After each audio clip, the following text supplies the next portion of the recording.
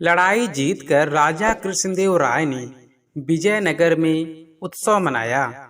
उत्सव की समाप्ति पर राजा ने कहा, लड़ाई की जीत मेरे अकेले की जीत नहीं है, मेरे सभी साथियों और सहयोगियों की जीत है। मैं चाहता हूँ कि मेरे मंत्रिमंडल के सभी सदस्य इस अवसर पर पुरस्कार प्राप्त करें।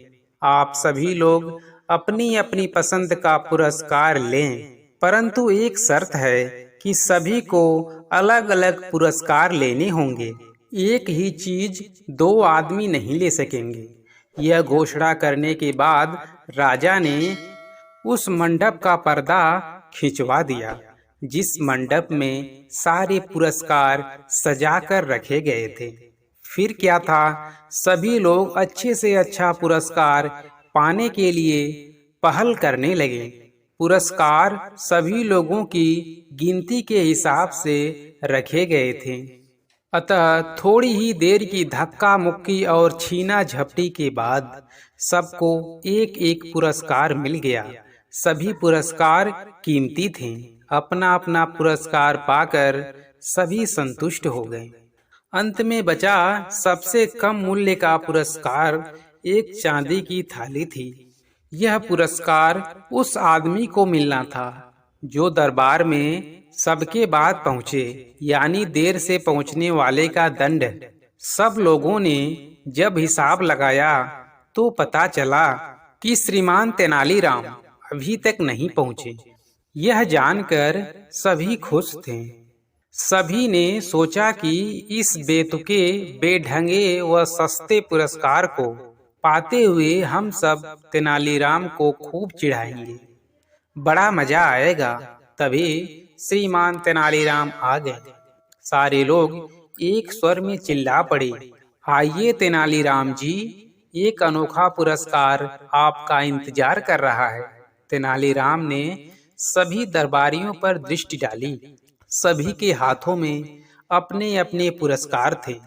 किसी के गले में सोने की माला थी तो किसी के हाथ में सोने का भाला, किसी के हाथ में सुनहरे काम की रेशम की पगड़ी थी तो किसी के हाथ में हीरो की अंगूठी। तेनालीराम उन सब चीजों को देखकर सारी बात समझ गया। उसने चुपचाप चांदी की थाली उठा ली। उसने चांदी की उस थाली को मस्तक से लगाया और उस पर दुपट्टा ढक दिया, ऐसी की जैसे थाली में कुछ रखा हुआ हो। राजा कृष्णदेव राय ने थाली को दुपट्टे से ढकते हुए तेनालीराम को देख लिया। वे बोले, तेनालीराम, थाली को दुपट्टे से इस तरह क्यों ढक रहे हो?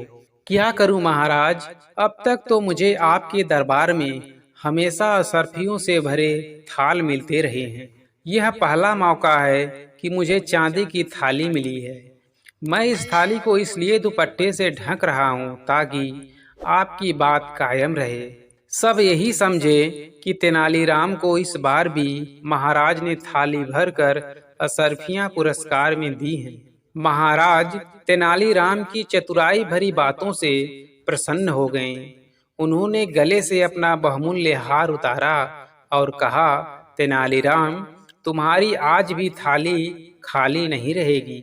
आज उसमें सबसे बहुमूल्य पुरस्कार होगा। थाली आगे बढ़ाओ तेनालीराम। तेनालीराम ने थाली राजा कृष्णदेव राय के आगे बढ़ा दी।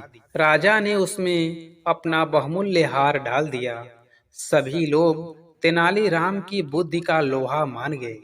थोड़ी देर पहले जो दरबारी उसका मजाक उड़ा रहे थे, वे सब भीगी बिल्ली बने एक दूसरे का मुंह देखते रहे, क्योंकि सबसे कीमती पुरस्कार इस बार भी तेनालीराम को ही मिला था।